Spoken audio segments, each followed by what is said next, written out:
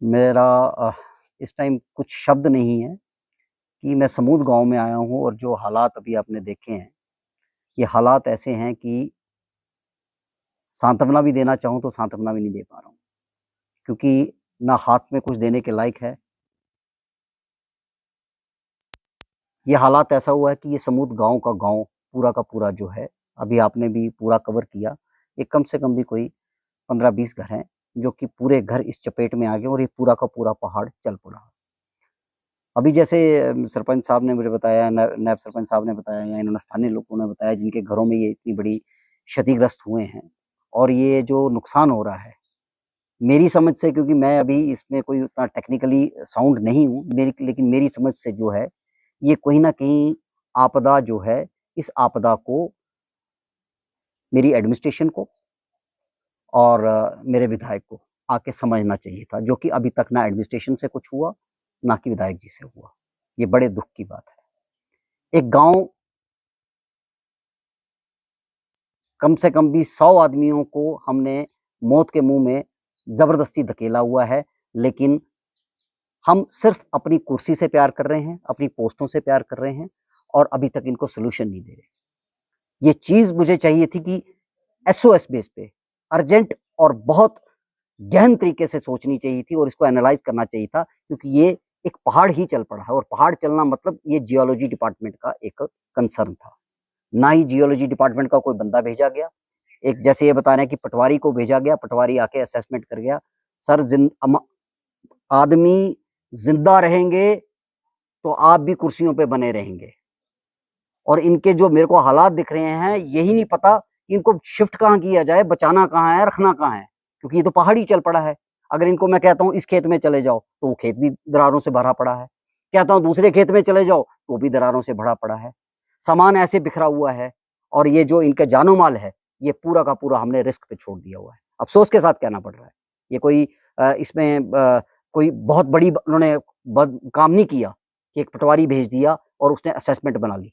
इंसान होंगे तो असेसमेंट दोगे, जब इंसान ही नहीं बचेंगे तो असेसमेंट किसको दोगे, पैसा किसको दोगे? और फिर पूरी एडमिनिस्ट्रेशन जा जाएगी कि हमने टाइम रहते इनको बचा लिया होता, इनका असेसमेंट किया होता, जियोलॉजी डिपार्टमेंट को बुलाया होता और ये तो पता लग जाता कि ये पहाड़ रुकना है लाइफ में कि नहीं रुकना है।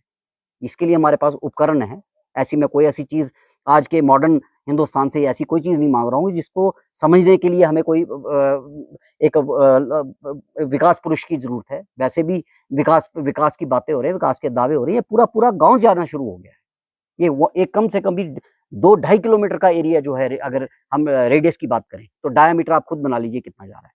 2.5 किलोमीटर का एरिया अगर एक धँसना शुरू हुआ है, तो ये क्या एक पटवारी असेस कर पाएगा? तो आप कितना मुआवज़ा दे दोगे? 2 लाख, 5 लाख, 10 लाख और ये अगर 100 आदमी मर गए, ये बच्चे चले गए, फिर आप क्या करेंगे? फिर सांत्वना देने आएँगे? एक दिलासा देने आएँगे कि हमने तो पटवारी भेजा था, लेकिन ब आदमी असेसमेंट लेने के लिए कोई नहीं बचेगा। मैं कह रहा हूँ कि प्लीज़ अपनी अंतरात्मा को झंझोड़िए। मैं एडमिनिस्ट्रेशन को भी बड़े कड़े शब्दों में कह रहा हूँ और विधायक जी आपको भी कह रहा हूँ। अपनी आत्मा को झंझोड़िए और एनालाइज़ करिए। इंसान होंगे तो वोट मिलेंगे, इंसान होंगे तो जो हमारे ऑफ़िसर्स हैं वो ऑफ़िसर रहेंगे। डीसी, एडीसी तब होंगे जब इंसान होंगे, जब पॉपुलेशन होगी। नहीं तो आप करना खड्डों पे राज और पत्थरों पे राज। ये पत्थरों पे राज करने का समय नहीं है।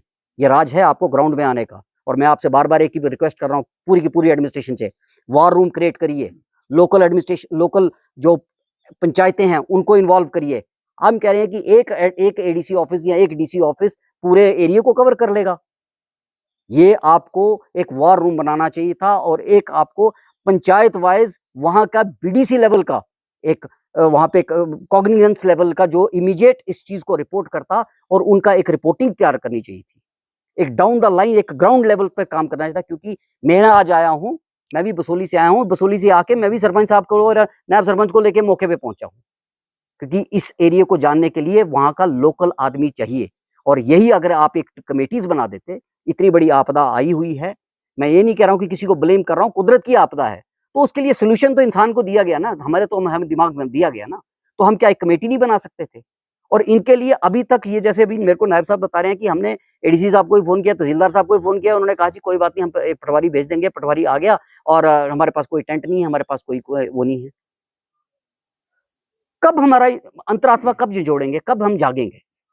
क्या इसके लिए भी हमें मीडिया का सहारा लेना पड़ रहा है, और क्या इसके लिए भी हमें लोगों को इकट्ठा करना है? इस आपदा में भी हमें वीडियोस बना के आपको जगाना पड़ रहा है। इस आपदा में भी आपको यह बताना पड़ रहा है कि आइए और इंसानों को बचाइए। बड़े शर्म की बात है अगर कोई ऑफिसर अपने आप को अपने ऑफिसर समझ रहा है, और कोई अपने आप को कोई एक चुना हुआ नुमाइंदा चुना हुआ समझ रहा है ना, तो ये शर्म की बात है। उनको इस टाइम असेसमेंट पर ग्राउंड पे होना चाहिए, उनको असेस करना चाहिए। इनकी असेसमेंट निकालिए, कैसे बचेंगे, इनको कहां बचाया सकते हैं, क्या ये जिंदगी में पहाड़ रुकना है या नहीं रुकना है। हमें इतना ही पता लग जाता है, ये लोग आज शिफ्ट कर जाते हैं।